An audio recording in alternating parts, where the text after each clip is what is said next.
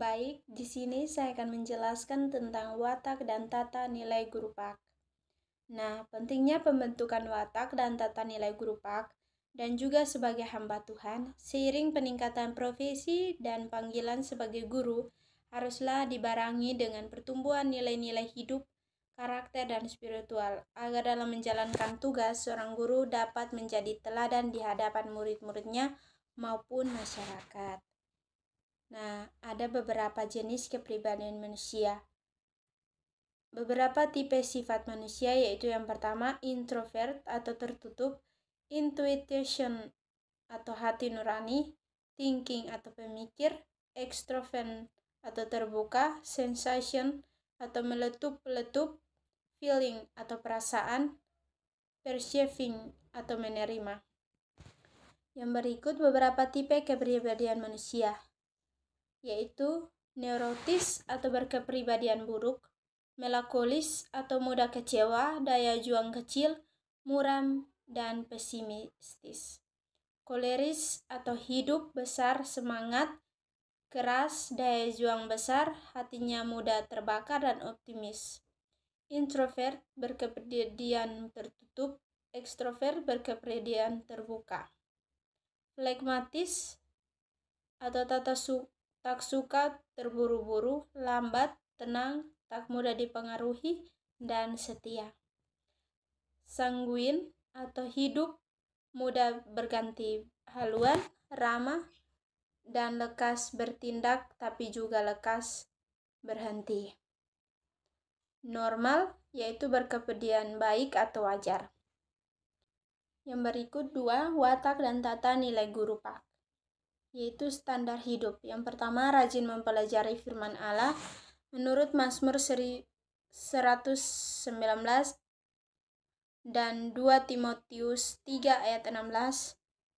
Yang kedua, hidup dalam doa menurut Matius 6 ayat 5 sampai 15 dan Yohanes 15 ayat 7. Yang kedua, tekun beribadah menurut Ibrani 10 ayat 25. Yang keempat, sungguh-sungguh dalam praktis iman menurut Yakobus 2 ayat 14 sampai 17. Yang kelima, hidup dalam kekudusan. Yang keenam, kuat dalam iman. Yang ketujuh, hidup dalam pengharapan menurut Roma 8 ayat 24 dan Ibrani 6 ayat 19. Yang kesembilan, mempraktikkan hidup dalam kasih. Yang ke-10, setia. Yang ke-11, memiliki buah-buah roh menurut Galatia 5 ayat 22 sampai 23. Yang ke-11, rela bayar harga. Yang ketiga, sikap dalam menjalankan hidup. Yang pertama, teladan kehidupan. Yang kedua, harta kekayaan. Yang ketiga, jabatan, kehormatan, dan kepemimpinan. Yang keempat, keluarga. Yang kelima, hubungan dengan sesama. Yang keenam, pelayanan. Bagian 4, kesulitan-kesulitan iman, yaitu yang pertama, ketidaktaatan. Yang kedua, kebimbangan. Yang ketiga, pencobaan. Yang keempat, kegagalan. Yang kelima, pengampunan. Yang keenam, luka batin. Yang ketujuh, ketamakan. Yang kedelapan, kekudusan. Baik, kita akan masuk ke dalam profil guru pak. Dalam tugas sebagai guru pak, 2 hal yang terus digumuli dengan bagaimana mengaplikasikan dalam menjalankan tugas seorang guru pak. Apakah guru pak sebagai profesi atau panggilan? Ada yang mengatakan bahwa guru pak adalah profesi karena menyangkut dengan profesi keguruan. Ada yang menyangkut sebagai panggilan karena itu adalah tugas dan panggilan Allah di dalam Yesus Kristus. Namun, panggilan adalah 2 hal yang melekat pada diri seorang guru pak, yaitu yang dibagi beberapa bagian, yaitu yang pertama, kualitas guru pak. Kualitas guru pak dapat kita bagi dalam 2 bagian penting, yaitu kualitas iman dan kualitas profesional. Yang kedua, guru pak profesional. Nah, dalam beberapa bagian dikemukakan oleh para ahli, yaitu yang pertama, Ani M. Hasan berpendapat bahwa profesionalisme menekankan kepada penguasa pengetahuan dan kemampuan manajemen beserta strategi penerapannya. Menurut Meister, profesionalisme bukan sekadar pengetahuan, teknologi, dan manajemen, tetapi lebih merupakan sikap bukan memiliki keterampilan tinggi, tetapi memiliki perilaku yang dipersyaratkan. Yang ketiga, arifin. Pendidikan atau guru yang profesionalis dalam konteks Indonesia dipersyaratkan mempunyai 4 bagian, yaitu yang pertama dasar ilmu yang kuat, yang kedua penguatan kiat profesi, yang ketiga kemampuan melakukan riset pendidikan, dan yang terakhir pengembangan kemampuan profesional sebagai berkesinambungan. Nah, atas dasar itu profil pendidik yang profesional dibagi menjadi 4 lagi, yaitu yang pertama memiliki kepribadian yang matang dan berkembang, yang kedua penguasaan ilmu yang kuat, yang ketiga keterampilan untuk membangkitkan minat pada bidang studi, dan yang terakhir pengembangan profesionalisme secara berkesinambungan. Nah, pendidikan tak sama persis dengan dosen atau guru. Pendidikan lebih luas dari guru atau dosen, dan pendidikan harus menjadi guru atau dosen, tetapi guru atau dosen, semua pendidik apabila pendidik Kristen harus melakukan tugasnya secara bertanggung jawab. Seorang profesionalis atau seorang profesional adalah seorang yang menjalankan profesi tertentu sesuai dengan keahlian yang dimilikinya. Ia juga dipercaya sangat ahli di bidang profesinya dan dapat diandalkan dalam melaksanakan pekerjaannya sehingga dapat berjalan lancar, baik dan mendatangkan hasil atau mencapai tujuan yang diharapkan. Nah, profesi kependidikan PAK adalah pekerjaan yang dilakukan oleh seorang religious educator dengan mana ia memperoleh penghiburan dan menganggapnya sebagai panggilan hidup dari Tuhan. Nah, kita masuk ke dalam bagian guru PAK sebagai profesional. Guru PAK sebagai profesional adalah seorang yang menjalankan profesinya sebagai guru PAK dengan keahlian atau kecakapan atau keterampilan yang sesuai untuk profesi guru PAK yang mencakup 3 bagian. Yang pertama, keterampilan atau kecakapan teknis. Yang kedua, kecakapan organization atau organisasional. Yang ketiga, kecakapan hubungan manusiawi. Nah, dibagi menjadi beberapa bagian, yaitu yang pertama, keterampilan teknik guru PAK. Dibagi menjadi 5 bagian, yaitu yang pertama, keterampilan yang diperlukan untuk dapat melaksanakan tugas-tugas sebagai guru PAK dengan baik. Dan yang kedua, keterampilan teknis tak dapat dikuasai sekejap kecuali melakukan latihan dan praktik. Dan yang ketiga, mendidik termasuk mengajar adalah merupakan seni. Yang keempat, semakin dilatih, semakin dikuasai dan menjadi bagian dari kepribadian kita dan dapat daya gunakan dengan enak dan berhasil. Dan yang terakhir atau yang kelima, kecakapan profesional teknis dapat dikembangkan melalui berbagai proses pendidikan dan pelatihan. Yang kedua, kecakapan mengelola organisasi sekolah. Dibagi menjadi 3 bagian, yaitu yang pertama, memiliki kecakapan atau keterampilan untuk memungkinkan lembaga pendidikan untuk mencapai tujuannya, dapat diandalkan, dan meresponsibilitas dan bertanggung jawab.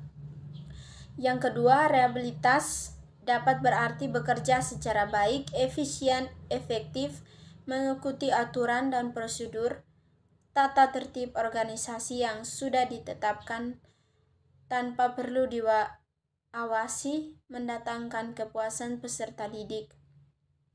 Yang ketiga, responsibilitas atau seorang guru PAK mau melakukan tugas mendidik dengan sungguh-sungguh, mencintai pekerjaan itu dan mengembangkan kebiasaan kerja yang baik.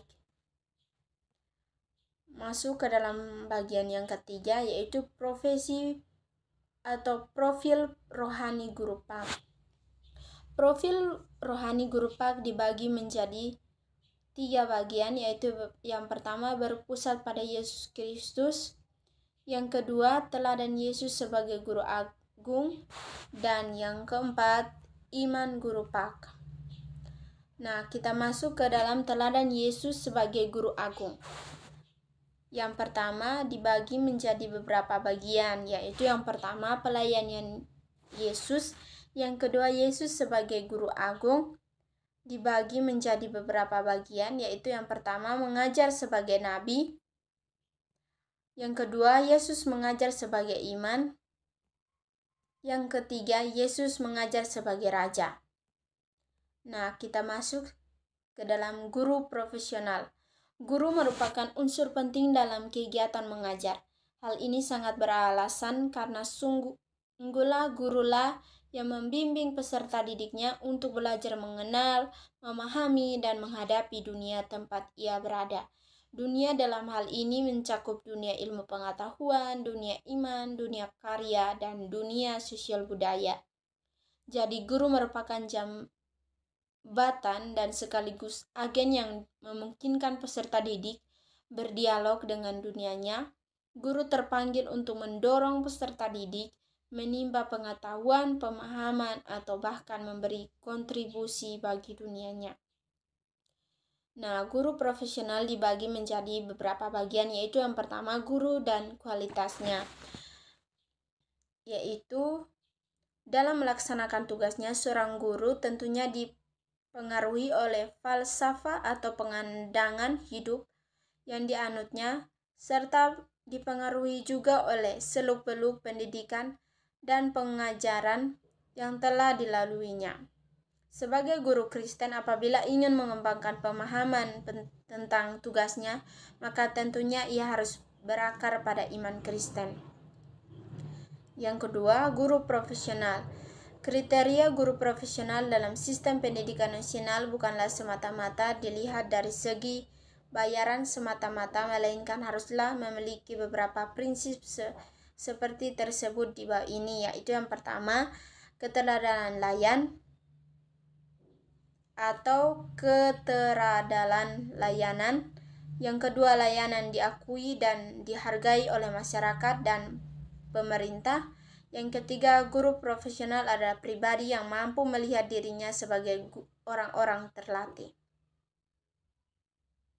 Nah, dalam buku pendidikan agama Kristen dapat dibagi menjadi 3 hal, yaitu guru menjadi penafsir iman Kristen, yang kedua guru menjadi seorang gembala bagi murid-muridnya, yang ketiga guru menjadi seorang pedoman dan kepemimpinan. Nah, kita masuk ke dalam kompetensi guru pak. Kompetensi guru pak dibagi menjadi beberapa bagian, yaitu yang pertama guru adalah yang pertama pendidikan profesional, yang kedua dengan tugas mendidik, mengajar, membimbing, mengarahkan, melatih, menilai, mengevaluasi peserta didik, dan yang terakhir atau yang ketiga pada satuan pendidikan yang diasuhnya. Yang kedua, pengertian kompetensi. Seperangkat pengetahuan, keterampilan, dan perilaku yang harus dimiliki, dihayati, dikuasai, dan harus dapat diakutuliskan oleh guru dalam tugas sebagai guru. Yang ketiga, ruang lingkup kompetensi guru, yaitu dibagi menjadi 5 bagian, yaitu kompetensi pedagogik, yang kedua kompetensi kepribadian, yang ketiga kompetensi sosial, yang keempat kompetensi profesional, dan yang kelima atau yang terakhir kompetensi spiritual. Nah, yang pertama kompetensi pedagogik, yaitu dibagi menjadi 8 bagian, yaitu pemahaman, wawasan atau landasan kepemimpinan atau pendidik, yang kedua memahami terhadap peserta didik, yang ketiga mengembangkan kurikulum atau silabus, yang keempat perancangan pembelajaran, yang kelima pelaksanaan pembelajaran, yang keenam pemanfaatan teknologi pembelajaran, yang ketujuh evaluasi hasil pembelajaran, yang kedelapan pengembangan peserta didik untuk mengkualifikasikan berbagai potensi yang dimilikinya. Nah, kompetensi pedagogik mempunyai penjabarannya, yaitu yang pertama memahami karakteristik peserta didik, Yang kedua, memahami latar belakang keluarga, masyarakat, dan lingkungan peserta didik. Yang ketiga, memahami gaya belajar dan kesulitan belajar peserta didik. Yang keempat, dapat memfasilitasi pengembangan potensi peserta didik. Yang kelima, menguasai teknik dan prinsip belajar. Yang keenam, mampu mengembangkan kurikulum. Yang ketujuh, mampu merancang pembelajaran. Yang kedelapan, terampil melaksanakan pembelajaran. Yang kesembilan, dapat merancang evaluasi yang tepat. B atau yang kedua, kompetensi kepribadian dibagi menjadi 11 bagian, yaitu yang pertama beriman dan bertakwa, yang kedua berakhlak mulia, yang ketiga arif dan bijaksana, yang keempat mantap, yang kelima berwibawa, yang keenam stabil, yang ketujuh dewasa, yang kedelapan jujur, yang kesembilan menjadi teladan, yang kesepuluh objektif, dan yang ke-11 jujur.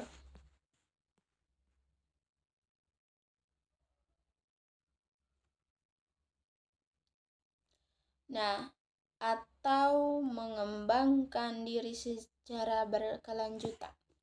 Yang ketiga, kompetensi sosial dibagi menjadi 7 bagian, yaitu keterampilan berkomunikasi, yang kedua menggunakan teknologi secara fungsional, yang ketiga bergaul efektif, yang keempat santun, yang kelima menerapkan persaudaraan, yang keenam kepribadian menyenangkan, yang ketujuh bersahaja. Nah, kompetensi sosial dijabarkannya yaitu yang pertama berkomunikasi efektif dan simpatik, yang kedua memberi kontribusi bagi pengembangan pendidikan, yang ketiga aktif dalam kegiatan pengembangan pendidikan, yang keempat mampu menerapkan teknologi dan informasi di bidang pendidikan. D atau yang keempat, tentang kompetensi profesional dibagi menjadi 4 bagian, yaitu yang pertama menguasai ilmu yang dia punya, yang kedua berwawasan luas, yang ketiga mampu menerapkan teknologi yang relevan, yang keempat konseptual. Nah, dalam kompetensi profesional ada penjabarannya, yaitu dibagi menjadi 5 bagian, yaitu yang pertama menguasai metodologis keilmuannya, yang kedua menguasai materi kurikulum yang diasuhnya, yang ketiga mampu memilih berbagai metode yang tepat, yang keempat mampu mengorganisasikan materi kurikulum, yang kelima terus-menerus meningkatkan kualitas pembelajaran melalui penelitian. Kompetensi spiritual dibagi menjadi 5 bagian, yaitu yang pertama memiliki kerohanian yang baik, yang kedua mampu mengaktualisasikan imannya, yang ketiga memiliki semangat rohani, yang keempat memiliki daya tahan rohani yang kuat, yang kelima menjunjung tinggi nilai-nilai kerohanian dalam praktik hidup sehari-hari.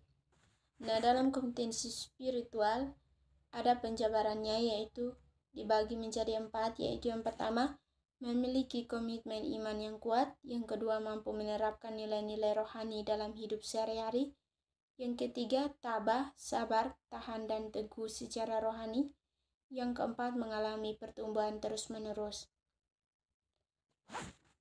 Baik, dari penjelasan di atas dapat saya simpulkan, yaitu dengan memahami kompetensi guru selengkapnya, guru dapat menghasilkan pengembangan kurikulum yang sesuai dengan kebutuhan masyarakat, relevan dengan perkembangan ilmu dan teknologi, dan dapat mengakomodir nilai-nilai sosial di sekitarnya. Baik, sekian penjelasan saya pada materi ini. Semoga bermanfaat. Shalom.